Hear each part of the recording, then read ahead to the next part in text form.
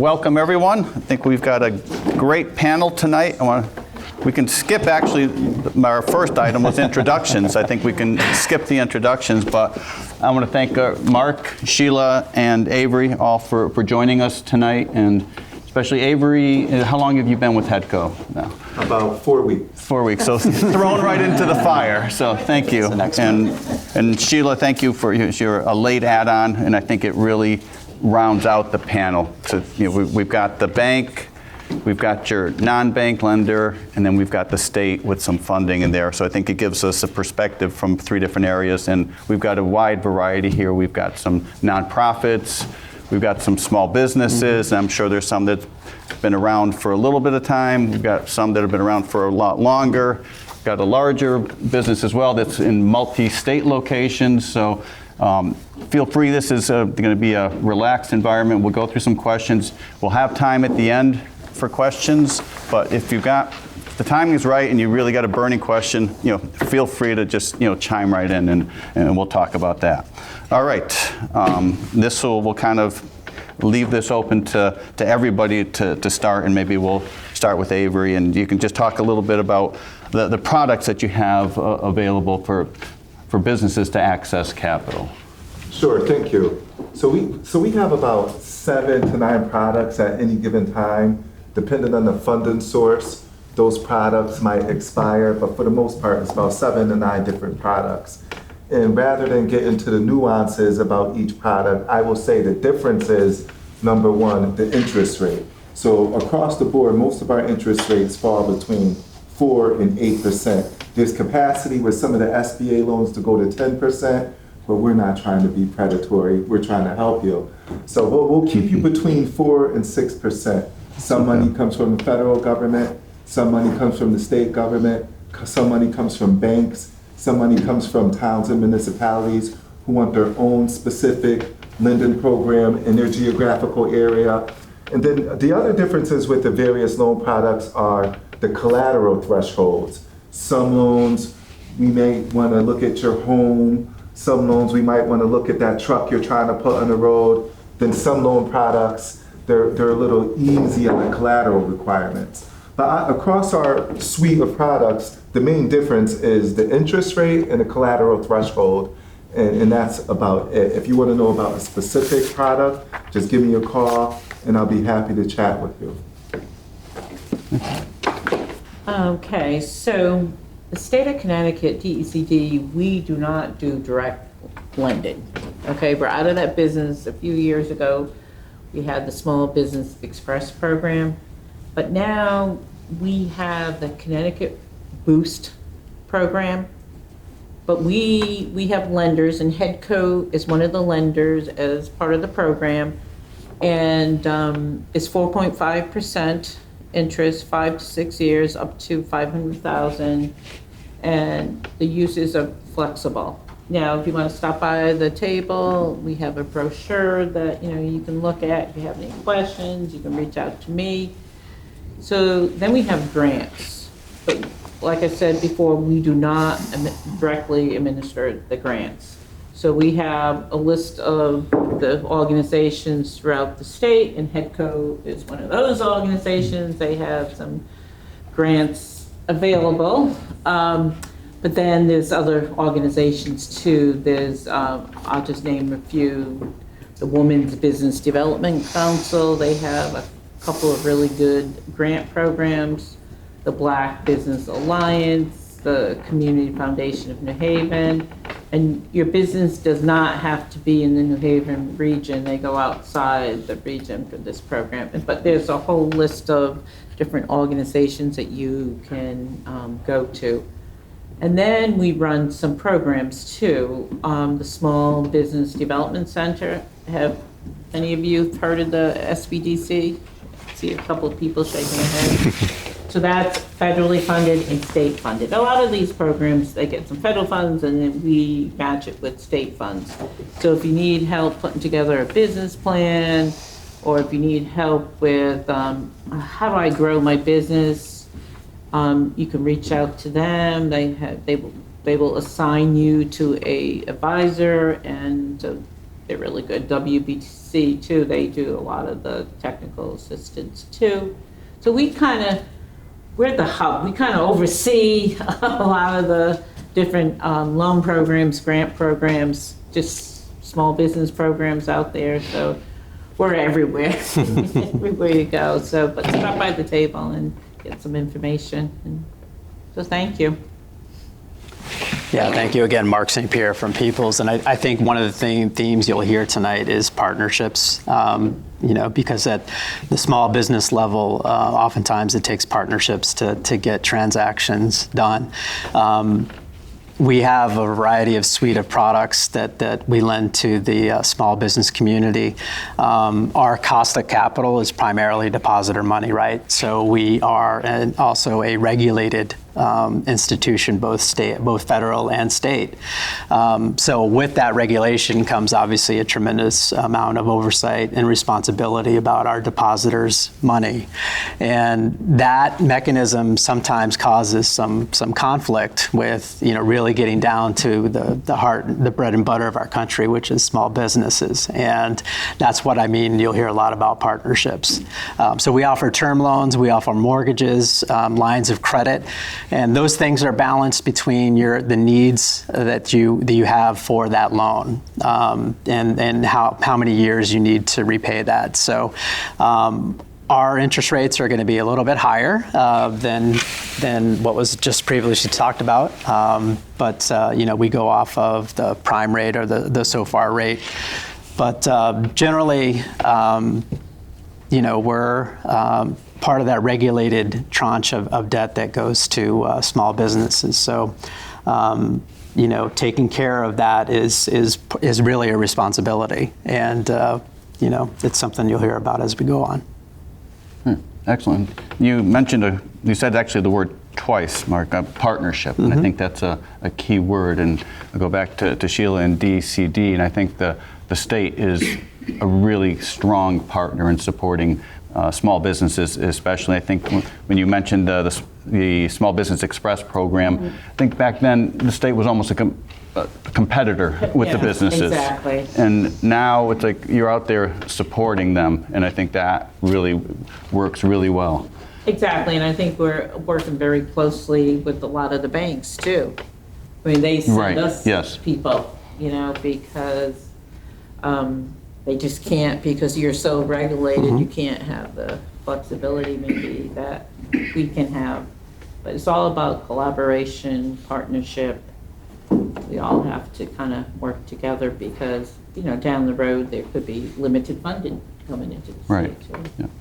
And yes, the other word that was mentioned was grants. So let's just maybe go a little deeper into that.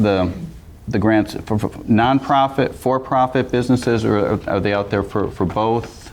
For the program that we have, the small business support grants, they're for nonprofits and for-profit. So I don't want to speak on behalf of HEDCO and some of their grants, because I know you do have some grants, but for the programs that we fund, you can either be nonprofit or for-profit. But I have a list of some of the organizations, and the best thing to do is reach out to each one, because they have different rounds of grants. Some of them are active right now. Some of the organizations, they're going to be having grants starting up maybe May 1st. So you really have to reach out. But I'll just go through the list quickly. The Black Business Alliance, the Minority Construction Council, then HEDCO/SAMA, the Women's Business Development Council, WBDC, and then we have Sector, which is Southeastern Connecticut, Middlesex County Realist Lab, they're downstate, Girls for Technology, they're located in Hartford, and then we have Reset First Night, and then the Community Foundation for Greater New Haven. So it's kind of spread out across the state, some of these programs. Okay, so a strong list. And Yeah. Mark, I don't think you and I have any grants from the banks. No. As far as accessing the loans and reaching out, is something, do customers or prospects come in? Is it something you do online, in person? Maybe each of you can kind of talk about the process that you have in place. So obviously we have a virtual presence, myself, Kim, and we have others in the office where we try to fan out across the state. We're a statewide agency, so we just don't do loans in Greater Hartford or Greater Waterbury. We're all over the state. And so we have enough capacity where we're all over the state trying to, I don't want to say peddle our products, but there's a scene in Trading Places. Has anyone seen Trading Places with Eddie Murphy? Raise your hand. So remember that scene where he's like, Sal, when he realized that Dan Aykroyd and Eddie Murphy had the drop on him, and he's like, Sal. And I tell my people, look, if we're not making loans, good loans, to good people with a good plan, an executable plan, we're not eating, we're not drawing salaries. So for me, it's kind of this duality where, I have to worry about keeping the lights on, but at the same time, I have to help you beautiful people keep the lights on. So it's kind of like this dual mandate, and sometimes it's a tough dance. Okay. With DECD, we don't do direct lending, but let me talk about the Boost program. There's an online portal you go to. But one thing I want to say, before you do that, so many people go on, they answer the question, and then you get matched up with one of the CDFIs in the state. Go visit SBDC, Small Business Development Center, and get some help before you go online and go crazy, and then you get mad because you don't get matched up with the lender, or you get matched up and then you don't, oh God, I don't have my financials ready. You could go see WBDC or MCC, the Minority Construction Council, or HEDCO too. You provide technical assistance. So I can't stress that enough, that, you have to do your homework before you just say, oh God, I need 200,000. And because what they will do at SBDC, they will walk you through your financials and see how much you can afford to pay back. That's really, really important, because you don't want to take on too much, and then not be able to pay us back. So. Yeah, no, thank you. So we have multiple points of entry in terms of an application, and we kind of break it up by loan size. Up to 250,000. We do have an online application that you can fill out, and it goes to a rapid scoring program. And then above 250,000, unfortunately, you'd have to talk to me. But I think that's what's interesting is, right, with the internet and technology, right, there's been some good things about it, and one of the things is it has allowed small business owners to have more opportunity for access to capital with some federal, some nationwide SBA lenders, for example. But I would caution you to kind of mix that into, the local presence and having, someone like, my fellow panelists and some that are sitting out here to bring those concepts and those potential partnerships to the table when you're requesting a loan. So multiple points of entry. The web is important. Our retail presence in our 6 banking centers, walking into the banking center and saying, like, I would like to apply for a loan. So we kind of have that mix of kind of old school, not the paper applications anymore, like I had, when I started, but and then we have the online portal as well, and then coming in to sit down and talk. But I think we'll get into preparation in terms of just, getting ready to talk to somebody about a loan. And I think, that's just as important as making the phone call for the appointment. No, that's an excellent point. It actually brings us right to the next topic, which is building a relationship with your lender. Because I consider myself tech savvy. You can go in there, fill out any application, get that loan, but really getting the chance to meet face to face and tell your story. Really, you want to build an advocate. Mark talked about he was a former small business owner. Mm-hmm. So just think about the difference of being able to sit with him and explain what you're looking to do. And you may have walked in, and I'm sure it happens, maybe you can talk about that, Mark. Somebody comes in asking for one product, but you have the conversation, and maybe they're better suited walking away with something else. Yeah, I mean, that's absolutely true, and a great point. Because a loan can be a lump sum loan, or it could be a line of credit, or it could be staged in terms of advances. And the repayment of such is based off the need. You don't want to match the repayment to then tighten your cash flow, right? So if you have a longer term need, including, Avery mentioned a vehicle, that if you go buy a car, that's something that's typically a 5-year loan, right? So you really want to match the need for the loan and then tailor the repayment with that match. So you don't want to do a short-term loan and have like a really, really long-term payment, because then, it's going to be a little bit lopsided and you're going to pay a lot of interest. So bouncing ideas off of, other business owners, other, multiple banks, this is a very competitive environment, and I think that's a benefit to each and every one of you, sitting in the audience is, we do have similar products, but, cultivating that relationship, I think, is incredibly important, not just at the beginning of the loan, but as it goes on. I'm sure everybody in this audience knows that things change, and things change overnight. One of my companies was in the mortgage business in 2008, and it changed overnight. Okay, and we were writing a paper, and our capacity to write a paper was gone overnight.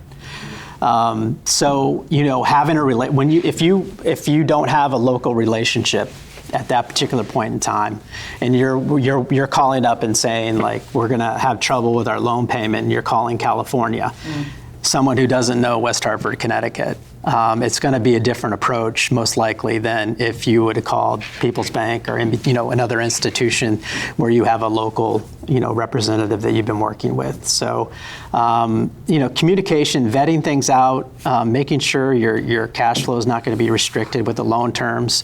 It can be overwhelming, and so asking questions is so important, and being patient about it as well.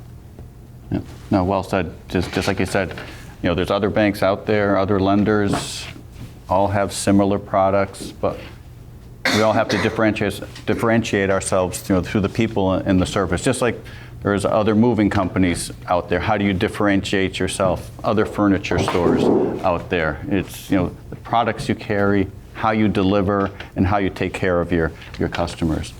And Avery, Headco is a technical assistance there is a big piece of what you deliver for the borrowers out there. Maybe you could talk a little bit about that.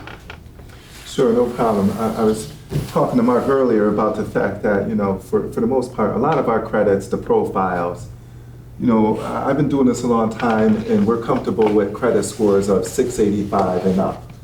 I'm kind of seeing credit scores, 550, 585. And so then you have to set aside fundamentals and soundness, and you're really making a loan to the borrower, the character of the borrower.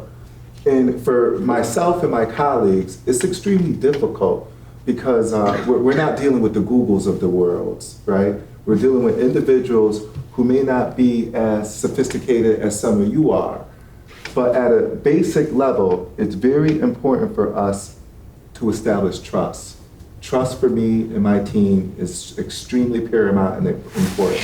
We're asking you for tax returns. I mean, think about it. Someone calls you up and say, hey, I need 2 or 3 years of tax returns. It's like the emperor has no clothes. And so we're very sensitive to meet people where they are. And when we spend a lot of time in that lane with our borrowers, really getting to know them, they have to trust us. We have to trust them, because like you said, if there's trouble on the horizon with your business, I don't want to know about it when the 90-day accruals rack up and the law says I have to get on the phone with you, and maybe it's a charge-off event. I kind of want to know about it at day 20 when you know your cash flow is going to be constrained and you can't pay us. I like that relationship where you could call me and say, hey, Avery, I'm jammed up. Could you help me out? I could go back to the team. Maybe we could do interest only for 3 months, 6 months, let you get some cash in the business. So that's really, really what we do at Headco. is we make sure that it's not transactional. Nobody likes that. So relationships do matter, and we focus on that. Well, that's an excellent point. And sometimes a business hits a little bump in the road. It's going to happen, and it's better to talk to your lender versus avoiding them, because once you build that relationship, it's a two-way relationship. We're here to help you when things are going well and when things aren't going well. Other thing we want to talk about maybe is, like, say, we hear the people always talking about business plans. When do you need a business plan? Does any company coming in to you looking to borrow money, do they need a business plan? Mark, maybe we start with you. Yeah, it's kind of like my old, long V-neck shirts and bell-bottom jeans, right? Sometimes they come back in style, and I think that, what we're seeing now, both nationally and locally, because we do partner. If you look at the SBA, which we do a lot of, SBA sponsored transactions with their 7A program or 504 program, business plans are back. Years of lending based off of without a business plan has really hurt the SBA.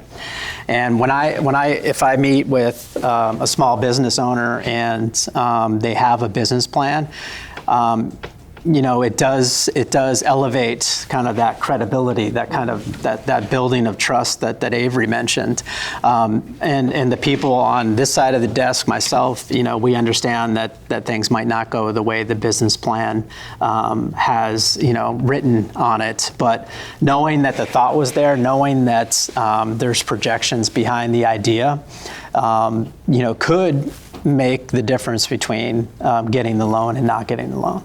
So business plans, the way I see it, are back, and I would and they don't have to be a PhD dissertation by any stretch of the imagination.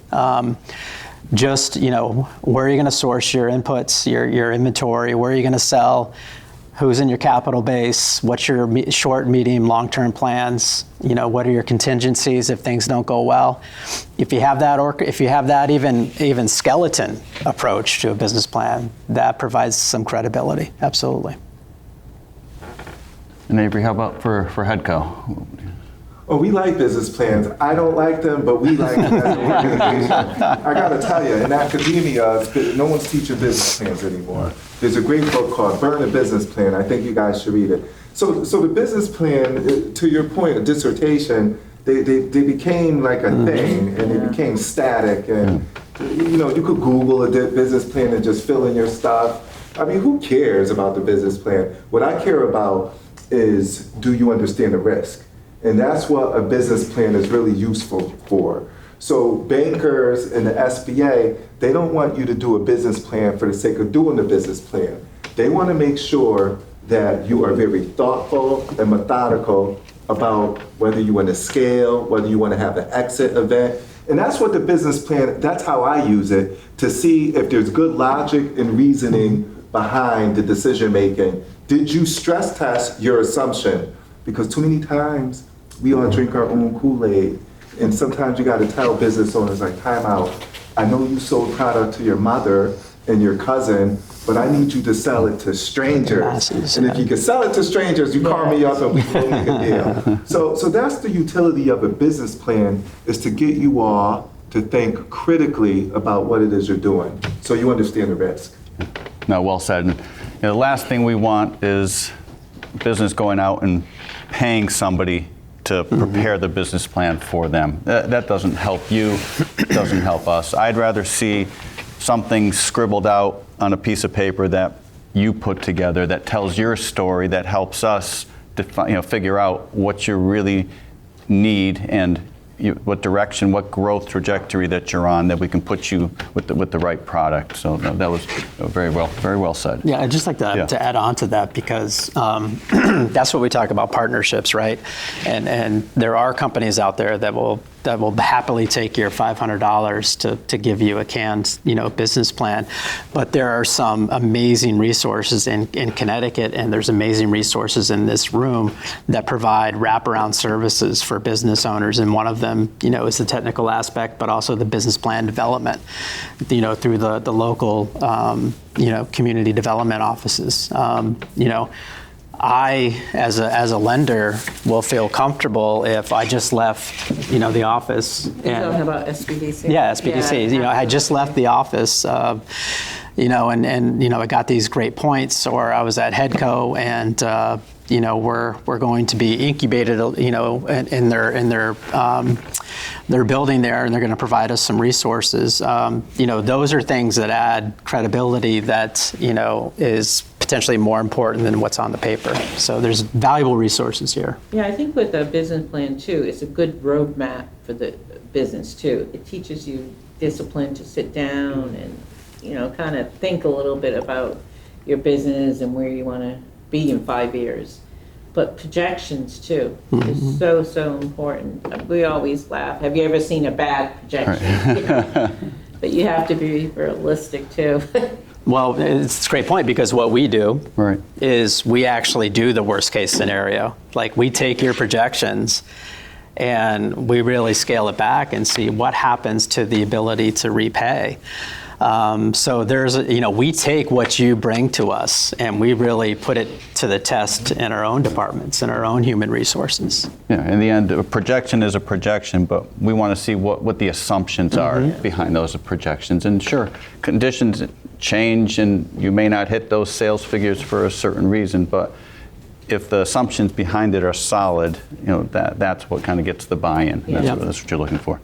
I just wanted to switch now, talking about how do we get approved? What are the most important factors? There's the 5 C's of credit. There's the character of the individual, the collateral, the credit, which is like usually the personal credit score, the cash flow, and the conditions, usually the industry that you're in, the risks that are in that industry. So maybe we can go down. Maybe, Sheila, we start with you a little bit and kind of say, what do you think is, for you, the most important factor out of those? When we were doing the Small Business Express program, we had each client come in. We sat with them, or we went out to their site, and it's a combination. I mean, to have cash flow and they have collateral, that's great, no problem. But there was a couple of situations where it would improve the community. They've been in business, a family-owned business. They've been in business 25 years.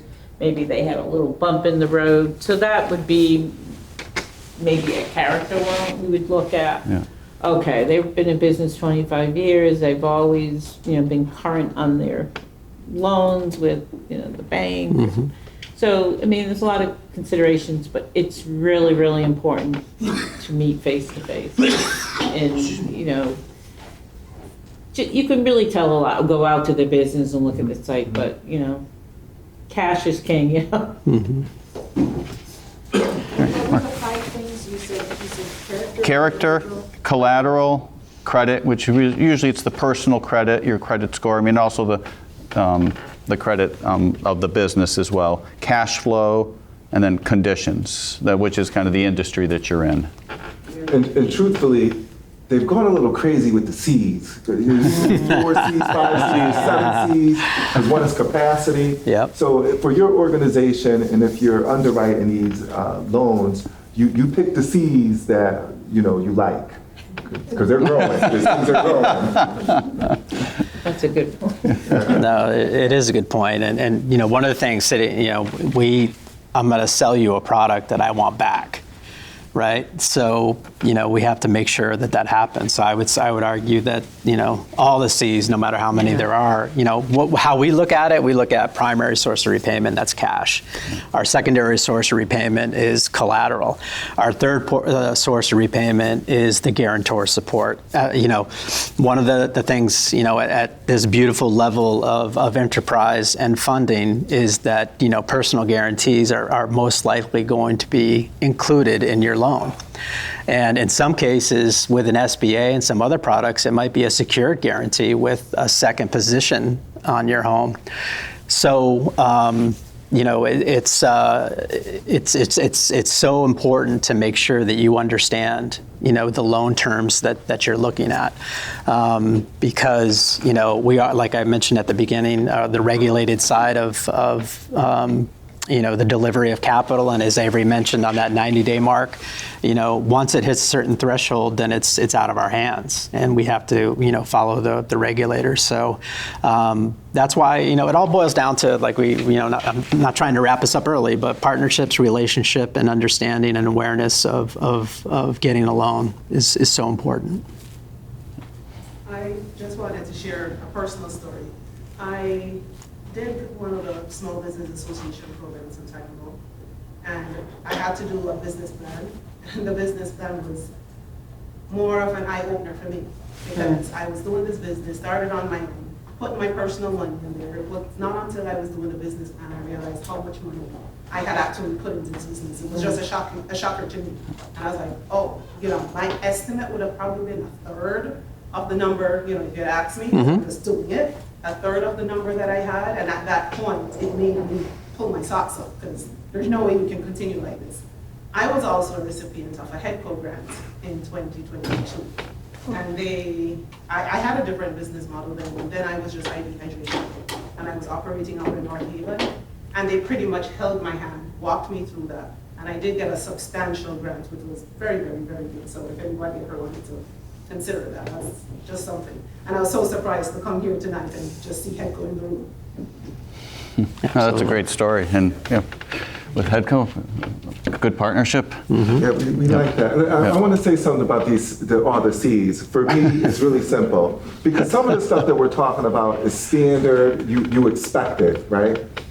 But I'm going to tell you this, I don't care how much money you have, I don't care if you have an 850 credit score. If you're not a nice person, if you're like a pookie head, I can't do business with you. And I've been in situations where I did the site visit. The person's a millionaire with a millionaire company, and he's talking to his employees in a type of way, and like, that could be my mother, that could be my son. And I didn't make the loan. I mean, it would have been a great loan in my portfolio, but I will not do business if I think that you're nasty. I will not do business with you if you treat my people wrong. So at the basic level, first and foremost, you must be a good person for us to work with you. That's fundamental. It's a character. We don't make $1 million loans. We changed your loan policy. But we want to get there. We're gonna get there. Now, somebody said it, cash flow is king. So in the end, we do have the 5 C's, but the most important one is it's the cash flow of the business that's going to repay the loan. We don't want to take the collateral. That's the last thing we want to do. We don't want to look to the guarantors to prop up the loan. So when we're evaluating it, we're really looking at the capacity of the business to generate that cash flow to repay the loan. And just like there's so many businesses out like Med Spa, they're service businesses. Not everybody is a manufacturer that has a lot of equipment that with the high value to it to support the loan. So, Mark, I'm not going to put you on the spot here, but I think, in SBA aside, I see it all the time as well. Lots of companies are coming in for loans, but the collateral is not always there to support it one-to-one. Absolutely. So when at our level of financing, we like to hug our collateral. We like to go in and see those big presses or those big CNC machines and the big building, because us bankers, when we sleep at night, we dream about the buildings and the M&E that's in. Well, what times have changed, right? Look at just this region in terms of, what was a very robust, almost dominated by manufacturing is now a big service, component. Anywhere from e-commerce to marketing, and those wonderful businesses have capital needs, but they don't have a CNC machine in the lobby for us to do. So, it is very difficult, and that's why partnerships, is so important. And if, candidly, if the SBA wasn't available, for us, because what the SBA basically does on their 7A program is give us a guarantee. Anywhere from 50% to sometimes 90% guarantee, and so that kind of substituted our building and our big machinery and equipment that we normally like to have. So one of the things that does, though, it presents a lot of confusion to you folks in terms of, how do I get my loan? Because, candidly, from a delivery point of view, we're not the most efficient as a whole in terms of delivering capital to you, because Andres mentioned $1 million, you mentioned $1 million, Kim, and I just thought of something like, if you came to me with $1 million in one loan request, I have to give it to another person, and that in of itself is confusing to you, right? So sorry, but that's No, just letting it's you true. know. Yeah. Each bank has its limits of, actually, I think ours are probably similar at that, up to that $1 million level. You call it the small business, the business banking, under streamlined underwriting. We're probably not looking at collateral as rigorously as we would if you get that $1 to $2 million loan. And Avery, I'm sure Hedco, I'm on, full disclosure, I'm on the board as well as Sheila, and I'm on the nonprofit loan committee, but not everybody that's coming into Hedco is coming in with a fully secured loan. I like when some of my colleagues say, we're getting the business assets. And I'm like, are we getting the CNC machine, or are we getting Kleenex? Like, what are business assets? So at that point, we really have to drill down on the past history of the business, so the tax returns and financials will tell the story. Listen, show me any of your bank accounts and financial statements, and I'll tell you exactly how you're running your business. So for us, we kind of have to get a feel, and some of this stuff is qualitative, some is quantitative, but I think someone said it earlier, you take all your inputs in like an upside down triangle, you put it all in a mixing bowl, and you bake a cake. Sometimes the cake tastes real good, and sometimes it doesn't. So like I said, we have to take a risk on people's dream, as long as they're coachable, and the business plan is realistic, and we feel, we get a sense that you can execute the plan, we may be able to look past the weak collateral that we're going to have in that transaction.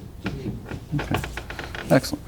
Shift gears a little bit, and I want to take a little poll from the audience here, because we want to talk about organizational structure of the business, and does that matter to the bank or the lender? Just want to see, how many businesses out here are LLCs? Are there any sole proprietors? Okay. Any S corps? C corps?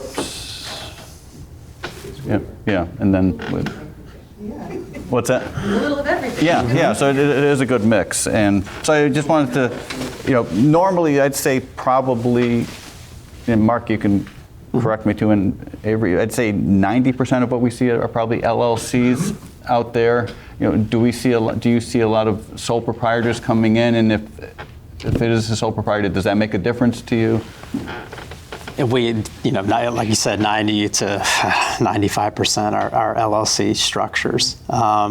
And it's gotten so much that way that I actually made a mistake. When I get your information, I do a write-up on the loan.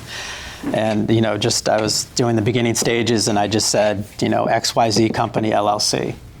And my portfolio manager said it's a C Corp, Mark, because the LLCs are just they're just a great vehicle, and they're so commonplace now. So, but structure does matter. We have to follow the cash flow, and it does get a little trickier. We still do lend, although we don't see a lot of sole proprietorships, but we still do lend to that type of organizational structure. That's very much commingled personally in business, so we do have to roll up the sleeves and make sure that we're capturing all the expenses and everything that we see to make sure that we have repayment. But that's unfortunately few and far between, and we see a lot of LLCs, and we see S Corp LLCs. We see a lot of different, changes going on as well. So we have to adjust too. Just like, we lend to our backyard, and, like we talked about, it's a lot of service companies. So we have to talk about collateral shortfalls. We have to talk about organizational changes with LLCs and S Corps. So, it's not easy on our end as well. Avery, on your side, I know you've only been with you've only been with Hedco for 4 weeks, Similar but very few sole proprietorships.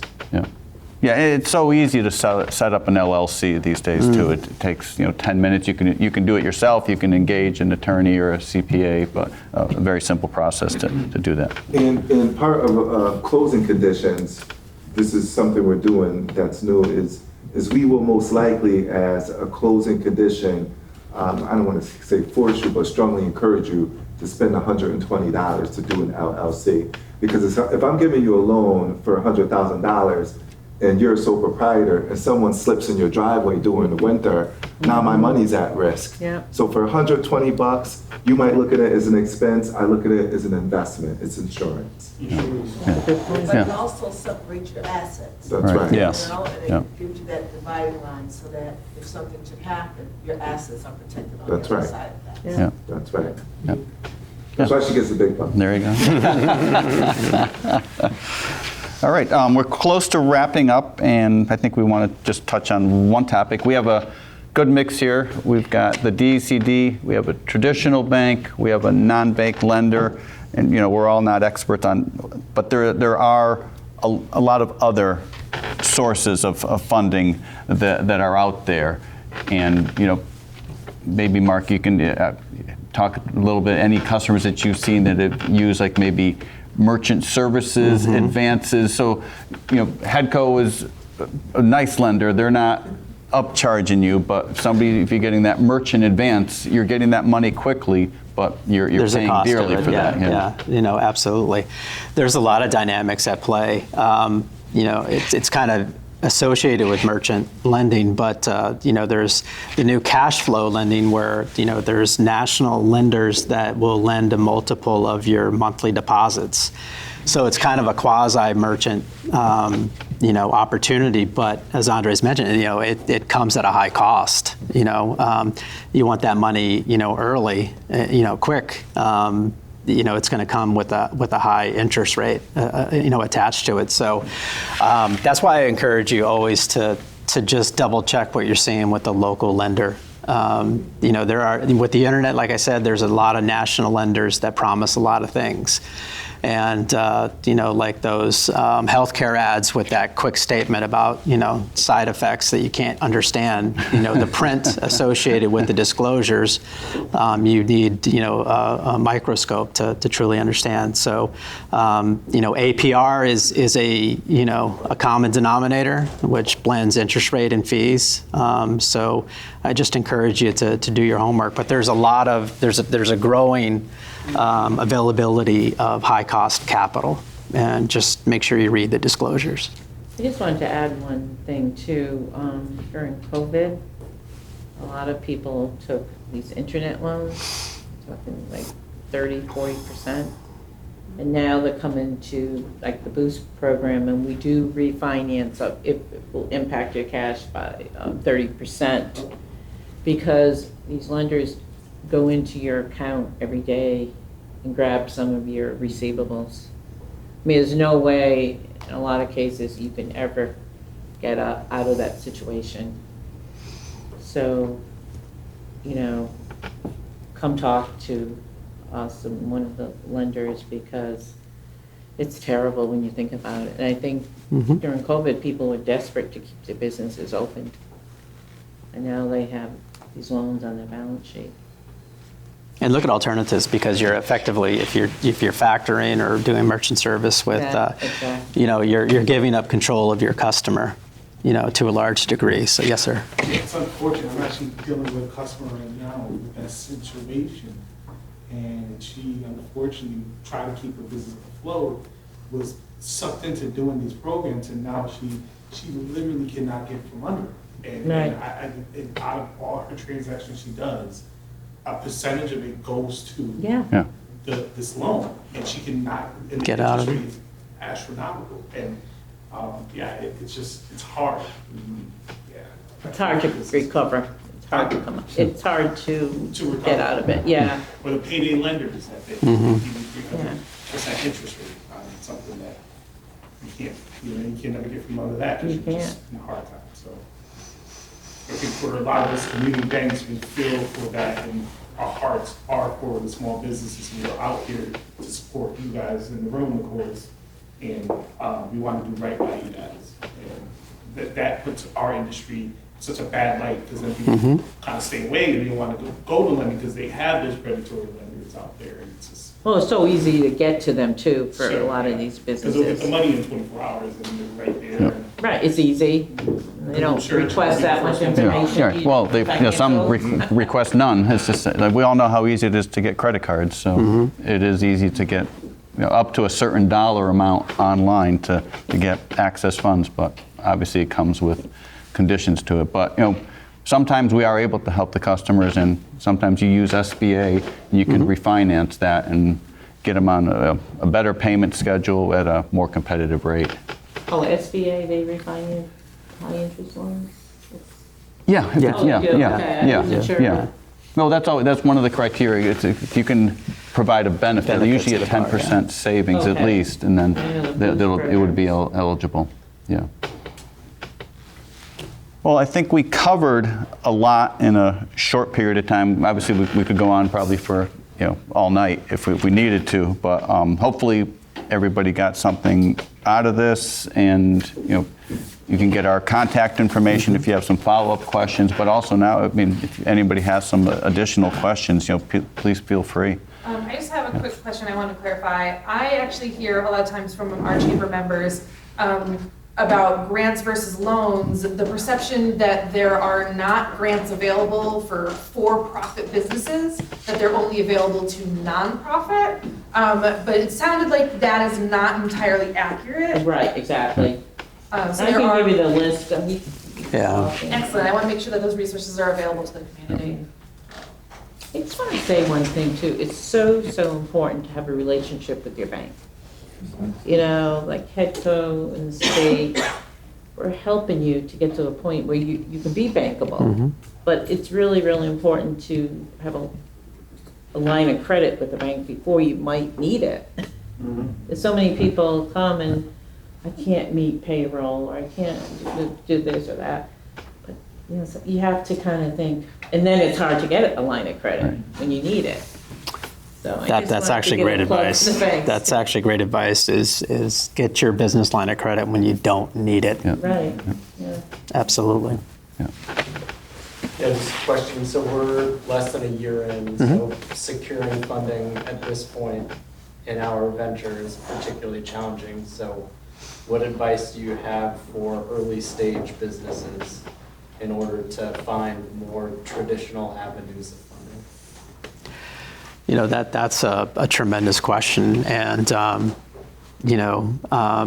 the answer from my level at People's Bank versus what's available, and I'll say that, we have an underwriting of, a minimum of 2 years, in business, which, I agree and disagree at the same time, because there's always extenuating circumstances, with startups. They're each unique. And we have to balance that with obviously the regulatory aspects. However, the SBA, if you go back to the business plan point of view, like that's where it came out. The SBA is looking for business plans again, especially in startups. And, so there are lenders that use the SBA to fund startups. And so you're going to need, a business plan to do that. So that's why when you talk to a banker, if they just say no, then don't worry about doing business with them anyway. We're here with a passion. So I might have to say no, not to you personally, but we can't do it. But I'm sure as heck going to try to find a lender. I think that's a responsibility that we have as capital providers. And it's also a little bit of selfishness, right? If instead of saying no, if I said but, or here, talk to this, that when you're not necessarily a startup, you might remember People's Bank, or you might remember Andre's Bank and say, okay, I'm going to go back to who referred me to how to get a startup loan. No, that's key, because it's easy to say no, but it's kind of saying no, but here's what I think you can do, and refer to Avery. I do startups. Yeah. I would like to, because of fundamental issues, but because we're mission driven, we do startups. I do other startups, so call me. Right. Yeah, because what we look at, we look at what's your business plan, and since you've been in business for a year or so, you can compare that to how have you performed versus that plan, and then also almost look at it month by month. And so now in January, February, March, what's the trend on your sales? Yeah, We have a couple of products where we could do startups. So we do startups through the SBA, we're a micro lender, SBA, and our rate will go up to $50,000 in that pool of money, and then we have additional funds that we can use through some other programs where we will do startups. Armin. Andres, you mentioned about checking business credit score beside the owner's personal. Yes. How does that work? I'm just curious. And second question, guys, based on your experience, and how big is percentage of lending money to businesses who already have in good stance other loans, and especially how is it to get line of credit for business, not home equity or nothing else? Okay, well, we'll start with the first piece. So usually there's a lot of different third-party vendors that provide information on businesses. Like DMB is probably done in Bradstreet, is probably something everybody hears. So depends, which vendor the bank signs up with, and they can provide some information on how quickly businesses pay their bills and some other information. It's not quite as in-depth as you'd get on the personal credit report, because a lot more is reported. So it just depends on how active the business is. But it gives a little bit of insight on just how you're really taking care of your payables. That's the main piece. And then you had three or four questions in there. So Just the other loans you were talking about. For example, with existing loan, is it easy to get another loan approved, and either a loan or line of credit? Yeah, sure. Us bankers, we always have a maybe, right? So typically, and Avery mentioned the concept of all business assets. When a bank looks to do a line of credit, they'll typically file a UCC1, which is all business assets. So that's receivables, inventory, everything. So where it can get done per se is, and it's all, we have to talk to each other. It's, if the property has a mortgage on it that's in another entity, then there's ways to get a line of credit to the business. So it's a matter of fully understanding the picture. It can be done. There's also, concepts of subordinated debt, not to get all technical, but, if another party has a loan, we can do what's called an intercreditor agreement, which basically says this is how we're going to behave between banks or between levels of debt, especially if you have a business acquisition and you have a seller's note, like, the prior owner, you issued a note to pay for part of the acquisition. We'll come in and do a line of credit, but get a subordination agreement with that. So it's all about, asking the questions, knowing, what the parties on the balance sheet are understanding about the future of the company and how we're going to act together. And that's a good point. I think, I'm sure you're running into it a lot. During COVID, a lot of business got their SBA idle loans that are out there, ranging from 2 to 4% over 30 years. And so it was great when companies really needed that money. But SBA took a lien on all your assets. And now when you're ready to go to the bank and ask for another loan, then you have to go back to SBA and ask for their permission for a subordination so that the bank can come in and get a priority lien on the assets. Makes sense. Thank you. Any other Pretty questions? easy for SBA, willing to do that? We've seen it go both ways. We've seen it go very quickly and easy yes, and then we've seen a no, and you go back 3 times, and sometimes you end up getting a yes if you're persistent, but it's not a slam dunk. Okay. All right, well, great. Well, thank you, everybody. And thank you to the panelists. Great job. Great. Good luck. Good luck. Yeah, thank you.